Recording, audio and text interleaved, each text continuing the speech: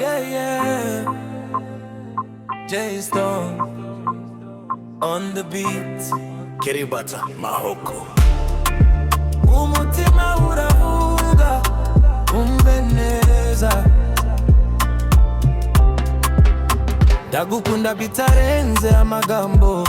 Umutima wanje ni ubihamya rose, iyo unsekeye isi iratuza, iyo mvuye ndari numva ndiyo koko. Nagiye mu bibi n'inzira zigoramye, ariko wowe waje umbera umuco. Uwo ndiwe uyu munsi mbikesha urukundo, wanyubatse buhoro buhoro mu mutima wanje. Umba ku mutima wanje ntuze kure,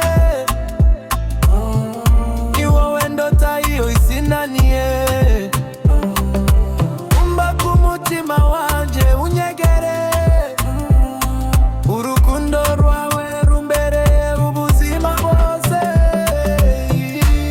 Benshi baraje baragenda, bavuga menshi ntacyo basiga, wowe waje mu gihe kitoroshe.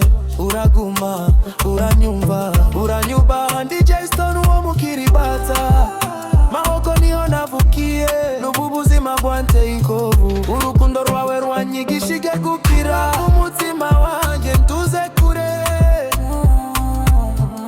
ni wowe ndota iyo isi inaniye. Umba ku mutima wanje unyegere, urukundo rwawe rumbereye ubuzima bwose. Yeah, J Stone, real life story from Kiribata Mahoko, listen up.